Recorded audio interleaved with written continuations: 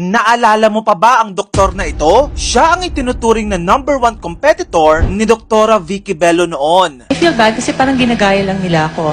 If you want to look like Boy Abunda, go to Dr. Calayan. But if you want to look like Ding Dong Dantes and Piola Pascual, come to Bello.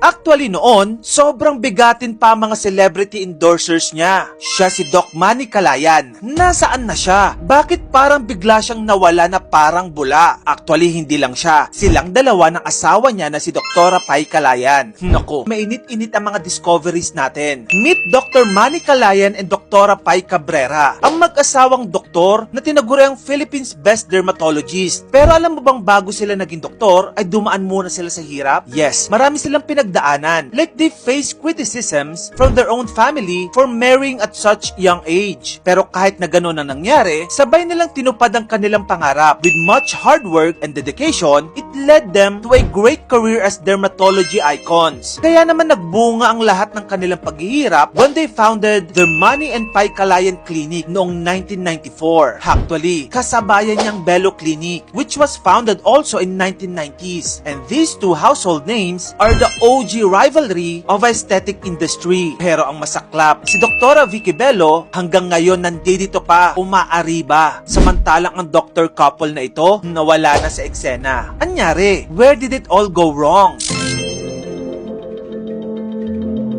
Let's first trace back on the days of the clinic's golden age. At dahil nga power couple ang dalawang doktor na ito, naging matunog ang kanilang pangalan that it was even heard on news before. Actually, na-feature pa nga ang kanilang real-life story sa magpakailanman episode sa GMA Network na na-air noong February 2005. At gaya nga ng sinabi ko kanina, kalaban ito ng Bello Medical Group. Ganito kasi ang nangyari. Madalas kasing kinukumpara noon ang Bello at Calayan Clinic. Meron kasi silang stark similarity. Pareho silang may maraming celebrity endorsers. Palakihan ng pangalan ng celebrity. Pabonggahan ng endorsement. In fact, sa isang interview, may controversial na tanong noon ang host na ito. First of all, I feel kind of bad kasi ako naman nag-umpisa ng mga bati-bati ng mga artista, diba? I feel bad kasi parang ginagaya lang nila ako. If you want to look like Boy Abunda, go to Dr. Calayan. But if you want to look like Ding Dong Dantes and Piola Pascual, come to Bello.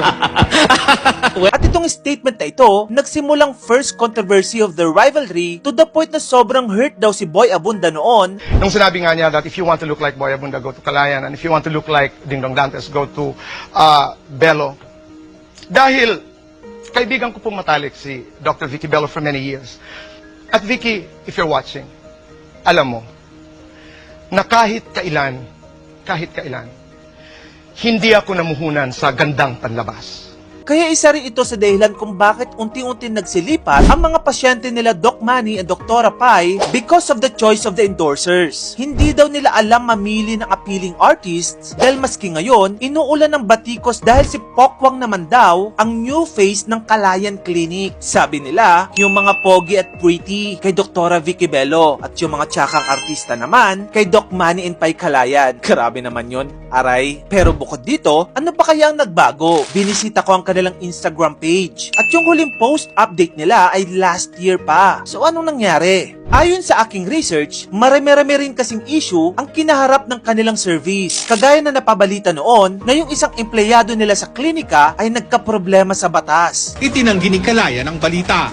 Kami ho ay nandito, hindi ho kami nagsara, hindi ho kami nag-shutdown, wala akong naaresto. Meron ding pasyente na nagre-reklamo sa palpak na procedure ng kanilang serbisyo. Reklamo ni Martinez dahil umano sa kanilang kapabayaan. Pumalpak ang ipinagawa niyang penile enlargement operation. To the point na pati ang relasyon nilang mag-asawa ay kanilang pilitang sinasalba. Pero alam mo bang latest chika, after all those series of controversies, ang kanilang relasyon ay literal na naapektuhan at humantong nasa hiwalayan. And just this year, they confirmed their separation. At may kumakalat na rumors that Dr. Manny Calayan is involved in an extramarital affair. Kaya naman ito ang malungkot na hantungan ni Doktora Pai at Dr. Manny Calayan. As of now, ongoing pa rin ang kanilang clinic operation. Pero hindi na nga sila active sa social media gaya ng dati. Hindi na rin matunog ang kanilang pangalan. Nagsialisan na rin ang mga celebrities na dati nilang endorsers. At yan na nga ang bitter truth ng kanilang story. Anyway, kung gusto mo pa na maganda pang klaseng content, i-follow mo na ako. Yun lang. Maraming salamat sa panonood.